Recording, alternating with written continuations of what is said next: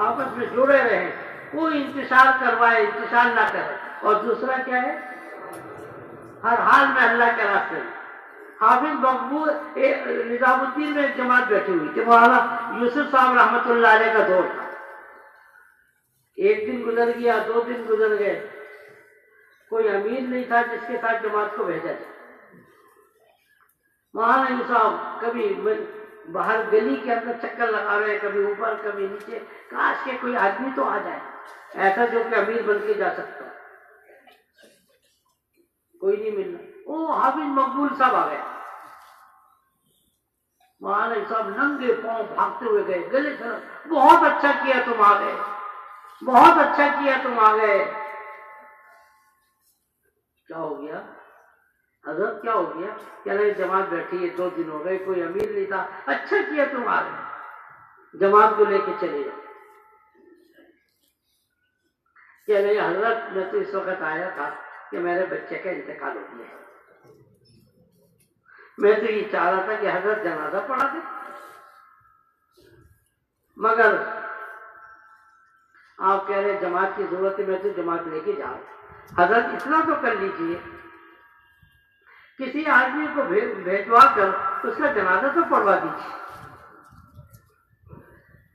حضرت نے گلے سے لگایا، کہنے لگے ایسے لوگوں سے ہمارا تبلیغ کا کام چلے، ہر حال میں اللہ کے راستے میں نکلیں، کریں گے انشاءاللہ جب بھی تقاضا ہمارے سامنے ہے. ایک صحابی ہے، رسول ہے، نبی کے دور کے اندر ایک آواز لگتی تھی بس، یا خیر اللہ ارکبی، سوار ہونے والے سوار ہو جاؤ. بس گویا کہ جہاد کا اعلان ہو گیا. ترغیب نہیں ہوتی تھی، 3 چلے والوں کو 24 گھنٹے کے لیے جمع نہیں کیا جاتا. ایک اعلان ہوا بازاروں کے اندر، مسجدوں کے اندر، جس کے بعد جو سامان تھا لے کے آ جاتا تھا. ایک صحابی بالکل نزاع کی حالت میں تھا، انتقال ہونے والا تھا. انہوں نے یہ آواز سنی، اپنے بچوں سے کہا مجھے لے چلو. بچوں نے کہا آپ کی حضرت ایسی حالت ہے آپ تو اٹھ بھی نہیں سکتے.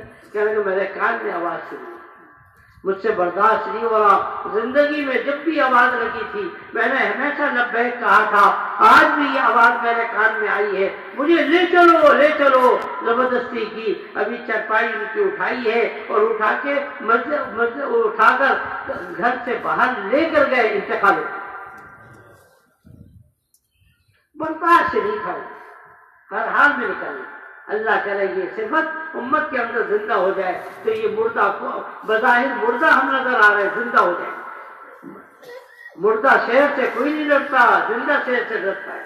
زندہ شہر آواز لگا دے سارے آگے پیچھے اپنے اپنے گھروں میں چھپ جائیں گے. باطل ہمارے ساتھ کھیلتا ہے، باطل ہمارا مذاق اڑاتا ہے. ہم مسلمان ہیں مگر ہیں کیسے؟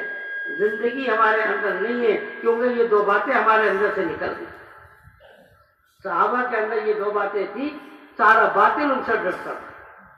اللہ کرے تبلیغ کی برکت سے یہ دونوں باتیں امت کے اندر زندہ ہو جائیں. کریں گے انشاءاللہ. اچھا، تیسری بات جو مجھے آج عرض کرنی ہے، متفرق باتیں عرض کرنی تھی، 2 تو ہو گئی.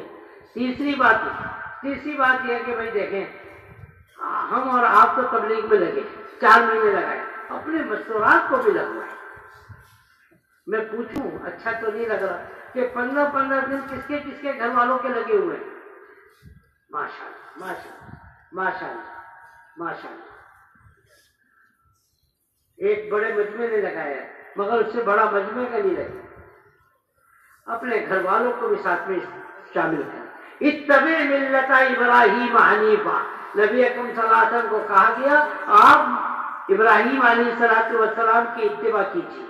وہاں پر ابراہیم علیہ السلام نے بھی قربانی دی، حضرت حاجرہ نے بھی قربانی دی، چھوٹے بچے اسماعیل نے بھی قربانی دی. ان کی برکت سے یہ امت کی دعا ملی ہے اور اس امت کو یہ کہا گیا اتبع ملت ابراہیم حنیفا. اپنے عورتوں کو بھی تبلیغ میں ہم لگائیں. غلام ہوتا ہے نا، اب تو ہوتا ہی نہیں، بہت غلطیاں کرتے تھا. غلام سے زیادہ عورتیں غلطیاں کریں گی، ناقصات العقل.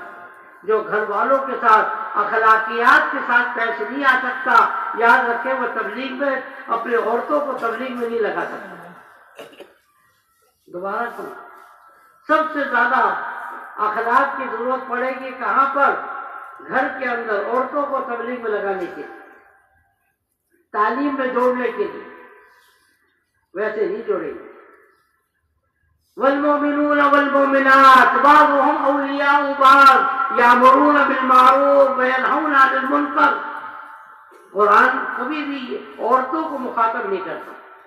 وَأَقِیمُوا الصَّلَاةَ وَآتُوا الزَّکَاةَ وَلِلَّهِ عَلَى النَّاسِ حِجُّ الْبَیْتِ مَنِ اسْتَطَاعَ إِلَیکُمْ سَبِیلًا یا ایھا الذین آمنوا کتب علیکم الصیام۔ سب جگہ پر اللہ نے حکم دیا، مردوں کو حکم دیا۔ روزہ کون رکھے؟ ایمان والے۔ نماز کون پڑھے؟ ایمان والے۔ کیا عورتوں پہ نماز فرض نہیں ہے؟ ایسے ہی فرض ہے جیسے کہ مردوں پہ فرض ہے، مگر قرآن نے تو ایک جگہ بھی نہیں کہا۔ یہ قرآن کا اسلوب ہے کہ مردوں کے اندر عورتوں کو ذکر کرتے، مگر جب دعوت کے کام کا مسئلہ آیا تو اللہ نے کھل کے کہا والمؤمنون والمؤمنات بعضهم اولیاء بعض یامرون بالمعروف وینہون عن المنکر۔ مردوں کے ذمے بھی دعوت کا کام ہے، عورتوں کے بھی ذمے دعوت کا کام ہے۔ اگر صرف اتنا کہہ دیا جاتا کہ مردوں کے ذمہ دعوت کا کام ہے تو اس میں عورتیں بھی شامل ہو جاتی، تو عورتوں کے ذمہ بھی دعوت کریں۔ اور ہم آگے بڑھ نہیں سکتے جب تک کہ عورتیں آپ کا ساتھ نہ دیں۔ بہت سے غلط کام آپ کو مجھے کرنا پڑیں گے جبکہ ہمارے گھر والے تبلیغ میں نہیں لگیں گے۔ یہ جملہ یاد رکھیے، بڑوں کا جملہ ہے۔ بہت سے غلط کام ہمیں کرنے پڑتے ہیں، اس لیے کرنا پڑتے ہیں کہ ہماری عورتیں تبلیغ میں نہیں لگی ہوئی، ہماری عورتوں کے اندر دینداری نہیں ہے، اس لیے بہت سے غلط کام ہمیں کرنا پڑتا ہے اگرچہ ہمارا دل نہیں چاہتا۔ غلط کیا ہو؟ جب ہمارا انتقال ہوگا نا، جن کے گھر والے تبلیغ میں نہیں لگے، گھر سے دو جنازے نکلیں گے، ایک آپ کا نکلے گا، ایک آپ کی تبلیغ کا نکلے گا۔ چھٹی، گھر والے بچے بس وہی آزادانہ زندگی گزارے اگر گھر والوں کو تبلیغ میں ہم نہیں لگا۔ دونوں کی محنت کی ضرورت ہے اس وقت۔ مولانا عمر صاحب نے ایک واقعہ سنایا، میں سناتا ہوں آپ کو۔ فرمانے لگے کہ ایک بہت بڑے صاحب، مولوی صاحب تھے، چلو بہت بڑے تھے، بیان کرتے تھے، ہزاروں آدمیوں کو ایک ایک بیان سے فائدہ ہوتا، مگر ان کے گھر والوں کو، وہ گھر کی مرغی دال برابر ہوتی ہے، گھر والے ویسے ہی اپنے کاموں میں ادھر ادھر کی چیزوں میں لگ جاتے۔ مولوی صاحب تو بیان کرتے تھے، لوگوں کی اصلاح ہو رہی ہے، کہنے لگے ایک دفعہ وہ آئے، آگے جانا تھا، حالات صحیح نہیں تھے، دہلی کے اندر رک گئے، ہمارے پاس نظام الدین آ گئے، بیانات انہوں نے 10 دن تک سنے ہمارے۔ کتنے دن تک؟ 10 دن تک بیانات سنتے رہے۔ آگے کے حالات صحیح نہیں تھے، نہیں گئے، گھر واپس چلے گئے۔ ان کے 1 مہینے کے بعد خط آیا لمبا چوڑا، کہنے لگے کہ میں بیانات تو کرتا تھا مگر مجھے یہ اندازہ نہیں تھا کہ کس طبقے میں کس طرح دین کو پہنچانا چاہیے۔ کہنے لگے میں نے اپنے گھر پر کئی مرتبہ ڈنڈا لیا، ٹی وی ہوتا ہے اس کو توڑ ڈالا، بچے دوسرا لے کر آ گئے۔ ان کی اماں نے کہا دیکھو تمہارا باپ جو ہے نا چٹیا گیا ہے، اس کو سمجھانے کے لیے اس سے اچھا لے کر آؤ۔ پہلے 30 کا تھا، پھر 50 کے لے کے آ گئے۔ پھر کبھی مجھے غصہ آتا، پھر کہنے کے 3-4 مرتبہ ایسا کیا اور کئی چیزوں کے اندر ایسا کیا۔ جب میں آپ کے پاس سے آیا تو مجھے پتہ چلا کہ تبلیغ کا کام کیسا ہے، کس طرح کرنا چاہیے۔ کہنے کہ میں نے پھر کچھ بھی نہیں کیا۔ گھر والے بڑے خوش ہو گئے، ہمیشہ تو یہ بڑے جذبات پہ آتے تھے، اس دفعہ تو بڑے ٹھنڈے ٹھنڈے آئے۔ کہنے کہ اس کے بعد کیا کیا، میں نے ان کے ساتھ اخلاقیات کا معاملہ کیا، اخلاقیات کا معاملہ کیا۔ پھر میں نے اپنے بچوں کو ڈائریکٹ نہیں کہا کہ سیروزہ لگاؤ، ان کے دوستوں کو کہا کہ تم مسجد کے ساتھیوں کو کہا اس کو سیروزے پہ لے جاؤ۔ گھر پہ جو اجتماعی تعلیم ہوتی تھی گھر والوں کو وہاں پہ بیٹھنا شروع کیا۔ کہنے لگی وہی میری بیوی جو میرے بچوں کو میرے خلاف بلغلاتی تھی، اس نے سب کو بٹھایا، کہنے لگی کہ تعلیم سے ہو کے آئی، ہمیں مرنا بھی تو ہے، اللہ کو منہ تو دکھانا ہے، یہ ساری فضولیات میں رکھ کے ہماری آخرت برباد ہو گئی۔ کہنے لگے چند ہی دنوں کے اندر سارے خرافات ختم ہو گئے، مگر ہوا اخلاق کی برکت سے، صبر کرنے سے۔ پھر وہ عورتیں وہ قربانیاں دیتی ہیں جو ہم اور آپ نکلنے کے بعد بھی نہیں دے پاتے۔ وہاں فرمانے لگے کہ ایک آدمی آیا ہمارے پاس، سکندر آباد، کوئی ہندوستان میں کوئی جگہ ہوگی، سردی، بہت سردی، اس نے ایک لحاف پھوڑی ہوئی تھی۔ کہنے لگے کہ لحاف کہنے کو تو لحاف تھی، اس کے اندر پتہ نہیں کتنے سوراخ اور کتنے پیبند لگے ہوئے تھے۔ کہنے لگے میں دیکھ رہا تھا کہ لحاف کا اصلی کپڑا کون سا ہے، اتنے پیبند لگے ہوئے تھے۔ کھول کے کھڑا ہوا تھا، چلنے کے لیے میں آیا ہوں۔ مولانا نے بیان کے بعد اس کو اپنے کمرے میں بلایا، بلا کر پوچھا کہ کیا ہوا، کہاں سے آئے ہو؟ کہنے لگے فلاں علاقے سے، میں دیہاتی آدمی ہوں، کھیتی باڑی کرتا ہوں، کھیتی باڑی میں اس سال ہمارا نقصان ہوا، بس یہ تھوڑے سے پیسے بچے۔ اب میں نے اپنی بیوی سے کہا کہ میں چلہ نہیں لگاؤں گا اس سال۔ میری بیوی کے اوپر تو گویا کہ بجلی گر گئی، خاموش۔ دوسرے تیسرے دن چوتھے دن تو بڑی محبت سے میرا ذہن بنا، ابھی تو آپ کہتے ہیں مجھے جانے، گھر والے کہتے ہیں ابھی نہیں، ابھی تو بچے کی شادی ہونے والی، ابھی کہاں جاؤں گا؟ کہنے کا ذہن بنایا یہاں تک کہ میں آمادہ ہوں۔ پھر جھگڑا یہ ہوا کہ ہمارے گھر پہ ایک ہی لحاف جو وہ ہوڑ کے کھڑا ہوا۔ کہنے لگا کہ میں نے گھر والوں سے کہا 2 بچے ہیں اور تم ہو، بیمار ہو گئے تو پھر؟ کہنے لگی تم لے کے جاؤ، پتہ نہیں کہاں تشکیل ہوئی، تشکیل کہاں ہو جائے، تم بیمار ہو گئے تو مشکل ہو گئے، پیسے بھی اس سال کم ہے۔ اللہ کی شان، کہنے لگی کہ بیوی کی بات میں نے مان لی، لحاف لے کے آئے۔ مولانا کہنے لگے کہنے کو تو لحاف تھی وہ، مگر پتہ نہیں کیا چیز تھی، وہ سوراخ اتنے، پیبند اتنے۔ اس کے بعد اس کی بیوی کہنے لگے میری بیوی نے مجھے یہ کہا کہ دیکھو تم چلے جاؤ لحاف لے کر، تم کیا کرو گے، اتنی سردی ہو رہی ہے۔ کہنے لگی کہ میں رات کو، ہمارے پاس لکڑیاں تو بہت ہے، کھیتی باڑی ہے، رات کو اندھیرے جب رات کو انگیٹھی جلاؤں گی، چولہا جلاؤں گی اور اس پہ لکڑی رکھوں گی، بچوں کو سلاؤں گی، خود رات کو جاگوں گی، کہیں ایسا نہ ہو کہ بچوں کو آگ لگ جائے۔ جب دن کے اندر دھوپ ہوگی پھر دھوپ کے اندر میں اپنے کچھ نیند پورا کر لوں۔ مولانا یہ واقعہ سنا کے اتنا ہوئے کہ ان عورتوں کی برکت سے ہمارا تبلیغ کا کام چل رہا ہے، جن کو دیکھنے والا کوئی نہیں، اللہ کے سوا کوئی نہیں دیکھ رہا، قیامت کے دن وہ دیکھنے والا بہترین بدلا۔ ورنہ کیا ہوگا جو ہمارے اور آپ کے سامنے کہ ہمیں کتنے ناجائز کام کرنے پڑتے ہیں اپنے بیویوں کو اور بچوں کو خوش کرنے کے لیے، تو کریں گے، اپنے گھر والوں کو تبلیغ میں لگائیں گے انشاءاللہ۔ تو جن کے 15 دن نہیں لگے، 1 مہینے کے اندر نیت کر لیجئے کہ انشاءاللہ 1 مہینے کے اندر ہم اپنے گھر والوں کو 15 دن لگائیں گے۔ کون کون وہی ہمت کر رہے ہیں؟ اور جن کے 15 دن لگے ہوئے وہ چلے کی نیت کریں گے انشاءاللہ۔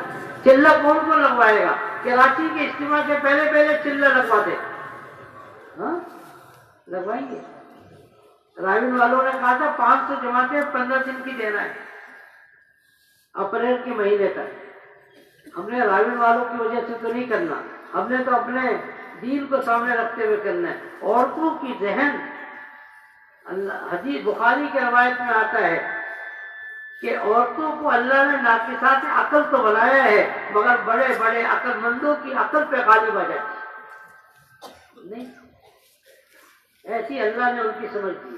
تو چلہ لگوا دیں گے انشاءاللہ کراچی کے اجتماع سے پہلے کون کون لگوائے گا بھائی؟ اور پھر اس کے بعد قواعد پورا کر کے 3 مہینے کے لیے بھی لے جائیں گے، ٹھیک ہے؟ میں آپ کو یقیناً بتاتا ہوں، آپ سال کی جماعت لے کے جاتے ہیں، 3 مہینے کی جماعت عورتوں کی وہ کام کر کے آ جاتی ہے جو ہماری عمومی طور سے استثناءات تو ہر جگہ پر ہے، جو ہماری سال کی جماعت کام نہیں کر پاتی. ہاں میں سب کو نہیں بولا، استثناء تو ہر جگہ پر ہے. عورتیں عورتوں سے متاثر زیادہ ہو جاتی ہیں.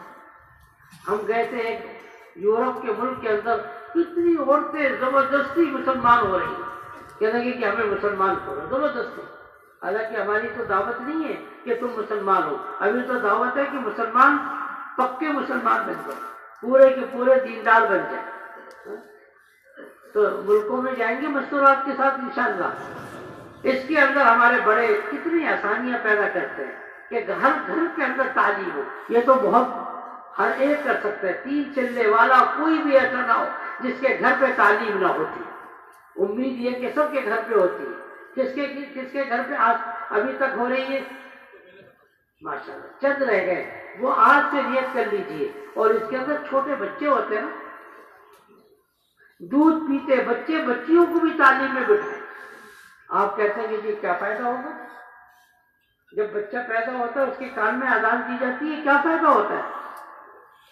ہاں فائدہ ہوتا ہے، جبھی تو شریعت کہہ رہی ہے اپنے گھر کے سارے چھوٹے بچے بچیوں کو بھی اٹھے. اگر بچہ 12 سال کا ہو گیا تو اس کو مسجد کی تعلیم کے اندر بٹھائے. کتنے سال میں؟ 12 سال میں. اور پھر 12 سال کے بعد بچیاں بھی جو ہے نا ان کو بھی جو آپ اجتماعی تعلیم میں لے جائیں.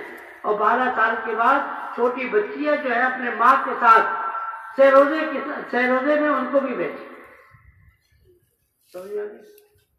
اور جب 17-18 سال کے ہو جائے بچہ تو اس کو چلنے کے لیے بھیجتے. کتنا آسان. ہم اپنی بچیوں کو جہیز دیتے ہیں، دنیا کی ہر چیز دیتے ہیں. ہندوستان کے ایک نواب نے یہ کہا کہ میں اپنی بچی کو سب کچھ دوں گا. نواب صاحب کتنے ٹرک کے اندر سامان جا رہا ہے، کہاں پر؟ بچی کے گھر پہ جہیز کا سامان. ہاں لڑکے کے گھر پہ جہیز کا سامان جا رہا ہے بچے. روڈ تو بنی ہوئی نہیں تھی، سچا واقعہ، روڈ تو بنی ہوئی نہیں تھی. ٹرک پھنس گیا، ٹرک پھنس گیا. لڑکے والوں نے کہا کہ نواب صاحب نے یہ کہا تھا اپنی بچی کو ہم سب کچھ دیں گے. دیکھو پھڑوا ہے اس کے اندر بٹی اٹھانے کے لیے، پھڑوا تلاش. یہ کوئی جہیز کا سامان تو ہوتا نہیں ہے. بیلچہ کوئی جہیز کا سامان ہوتا ہے؟ بیلچہ نہیں ملا. کہہ رہے کہ سسرے نے دیا ہی کیا ہے. کہتا ہے سسرا کہہ رہا تھا کہ جی اپنی بچی کو سب کچھ دوں گا، ایک پھڑوا تک تو دیا نہیں اس نے. اپنے بچیوں کو ہم جہیز جتنا بھی دیں مگر کم از کم 10 سہروزے کا جہیز تو ضرور دیں.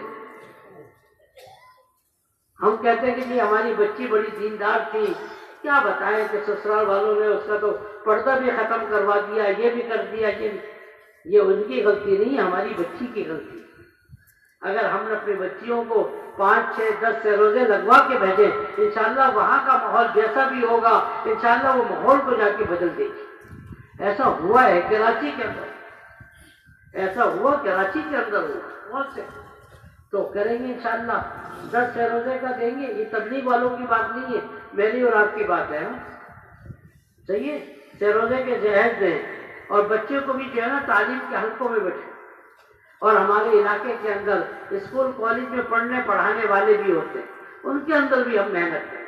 بچیاں ہوتی ہیں کالج میں پڑھ رہی ہیں، کالج میں پڑھا تعلیم کے حلقے کے اندر ان کو گھر کے اندر بھی بٹھائیں اور اجتماعی تعلیم کے اندر بھی ان کو لے کے جائیں.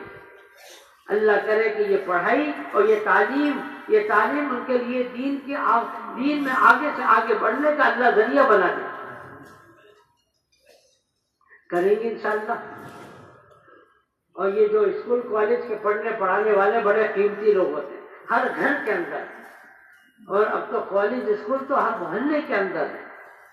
جو میں نے ترتیب بتائی کہ پہلے گھر کی تعلیم میں جوڑیں، پھر اس کے بعد مسجد کی تعلیم میں جوڑیں اور 12 سال کے بعد سہروزہ لگوائیں. یہ نہیں ہے کہ بچوں کی جماعت نکالتی، ہر جماعت کے اندر 1-2 بچے ہوں، 1-2 چھوٹی بچیاں ہوں. یہ نہ ہو کہ 5-6 بچے ہو گئے تو پھر کیا کریں گے؟ 1-2 بچے 1-2 بچیاں ہوں بس. دوسری جماعت کے اندر پھر 1-2 بچیوں کو لے جائیں، بچوں کو لے جائیں اور پھر اس کے بعد چلہ لگوائیں. صحیح رخ ہوگا، آگے جا کر صحیح عمارت بنے، ورنہ وہ عمارت آگے پیچھے ہو جائے گی. ٹھیک ہے انشاءاللہ. تو اب آخری بات یہ عرض کرنی ہے کہ کراچی کا اجتماع آ رہا ہے. نبی اکرم صلی اللہ علیہ وسلم نے اجتماع کیا تھا. آپ کے پاس جماعتیں کراچی میں کتنی زیادہ آئی ہوئی ہیں؟ 200 کے قریب جماعتیں. کہہ رہے بعض لوگ کہہ رہے تھے کہ ہر مسجد میں جماعتی نظر آ رہی ہے. نبی اکرم صلی اللہ علیہ وسلم مکے کی زندگی میں ہر ایک مذہب کو بھیجا تھا. کہاں پر؟ مدینے کے اندر. کیوں بھیجا؟ وہاں پہ ماحول بنانے کے لیے مذہب. اس کے بعد کیا ہوا؟ نبی جی خود تشریف لے گئے. 10 سال تک محنت کی. 10 سال کے بعد سب کو جمع کیا حج کے موقع پر. 1,24,000 کم و بیش کا مجمع جمع ہو گیا. پھر نبی اکرم صلی اللہ علیہ وسلم نے کیا کیا؟ وہاں پہ تشکیلیں کی لیبلغ الشاہد الغائب. جو حاضرین ہے غائبین تک دین کو پھیلا دے. جو غائبین ہے حاضرین ہے غائبین تک دین کو پھیلا دے. چند سالوں کے اندر اکثر دنیا کے اندر دین عام ہو گیا. ہمارے پاکستان ہندوستان کے اندر بھی 80 سال کے بعد دین آ چکا. ہمارا اجتماع ہمارا کراچی 1,24,000 سے بہت زیادہ ہے. وہاں پہ کتنا تھا مجمع؟ 1,24,000. انہوں نے ٹھان لیا دنیا کے اندر دین پھیلانا ہے تو پوری دنیا کے اندر انہوں نے دین پھیلوا دیا. اکثر دنیا کے اندر دین پھیل گیا. تو کیا ہم اس اجتماع سے جو ہمارا مجمع 1,24,000 سے زیادہ ہوتا ہے، جب 1,24,000 والے نیت کر لیں اور پھر اللہ ان کو آگے تک پہنچا دے تو ہم بھی یہ نیت کر لیں کہ انشاءاللہ اس اجتماع کو ہم ذریعہ بنوائیں گے اللہ سے پورے عالم کی ہدایت کے لیے. کہیں انشاءاللہ کریں گے انشاءاللہ. اس کے لیے اجتماع سے پہلے کی محنت ہوگی. اجتماع کی محنت تو نتیجہ ہے، ثمرہ ہے. اجتماع کی اصل محنت جو ہوتی ہے جب سے اجتماع شروع ہو گیا تو اصل محنت شروع ہو گئی. یہ محنت کا اصل زمانہ ہے اور اجتماع کا ہونا یہ تو اجتماع کا ثمرہ اور اجتماع کا نتیجہ ہوتا ہے بس. تو ایک ایک گھر کے اندر جائیں گے، ایک ایک گھر والوں کی منتیں خوشامدیں کریں گے. 8 گھنٹے اپنے مسجدوں کو دیں گے. کہیں انشاءاللہ. کون کون دے گا 8 گھنٹے بھائی؟ اور اجتماع سے پہلے ہر مسجد والے کم از کم ایک جماعت دیں گے. رات کو بھائی امین صاحب فرما رہے تھے ہر گھر والے ایک آدمی دیں. ہمارے محلے کے اندر 200 گھر ہیں تو 200 آدمی نہیں ملیں گے تو 20 جماعتیں بن گئی.